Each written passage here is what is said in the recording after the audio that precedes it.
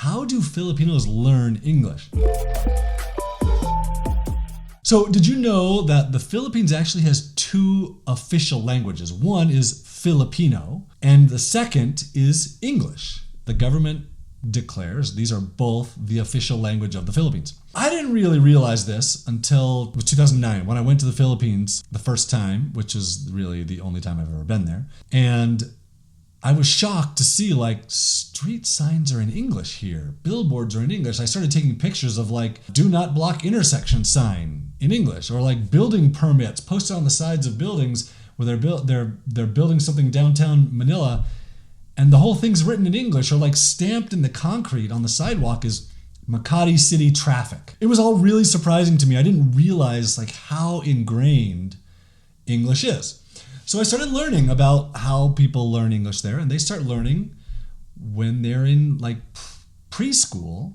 They learn English, and they learn it all the way to college, and they study it, and then they watch American TV, and they read English, and they watch British TV, and they listen to English radio. So there's all kinds of things that they're doing. So like my second day in the Philippines, I was in the hotel lobby, and I hear this argument going on, and I turned and looked, and it's the hotel clerk behind the desk, who is Filipino, arguing with a Filipino guest, and they're arguing in English. And I looked because I was hearing an argument, and it didn't register till a little bit later, like, oh yeah, I'm just understanding they're arguing in English.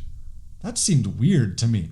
But the more I've learned, the more I've come to realize like, oh, so much conversation happens in English. Here's why. So the Philippines has more than 120 different languages. And so depending on how you measure them, there's like 120 to like 185 different dialects. A lot of them aren't compatible at all. They're not versions of Tagalog, which is like the base language. So like Cebuano is a language, and Ilocano is a language, and they're not Tagalog based. And so someone who speaks Cebuano doesn't speak to someone who speaks Ilocano. People who are not Tagalog native have a hard time learning Tagalog, and even then, they're not going to be able to communicate with someone else who doesn't speak Tagalog. So rather than learning Tagalog, they will learn English. And then they can always communicate with other people because everyone learns English. So I asked Julia, my OFS, about this. And she gave me a really interesting description of like her family and what goes on. She says, I'm not a native Tagalog speaker, so I'm not that fluent in Filipino. I'm a Cebuano speaker.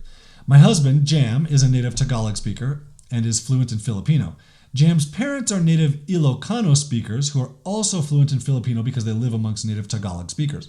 If you forced us to only speak in our native language, we wouldn't understand each other.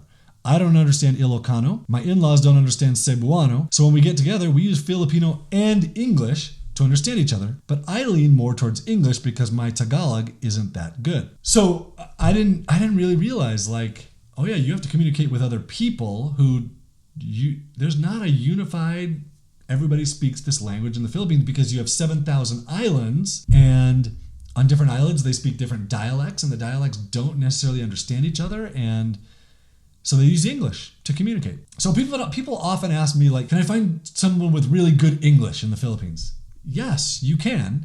You just have to recruit for it because there are some odd things to their language. It's completely reasonable to find someone who's perfectly fluent. A couple things that I would ask are, what TV shows did you grow up watching? And are they Filipino TV shows or are they American TV shows? And if they're American TV shows, did you watch them in English or did you watch them dubbed in Filipino? What books do you like to read? Are they in English? Do you read newspapers or do you read like English news? Because newspapers isn't really a thing anymore. And then the peak of me in recruiting someone for their English is, do they understand English slang or do they use English slang? Because if they use English slang, the chances of English being like deeply rooted in their life is really high, and their English is going to be way better. What TV shows do they watch? What do they read?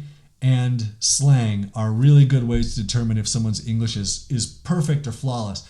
You can also just look at if you look at their writing, you get a really good idea, especially if you can chat with someone or send them a whole bunch of emails across a bunch of days where they're not going to get a friend to help them type those out. So, can you find great English in the Philippines? Yes, you can. It's super reasonable.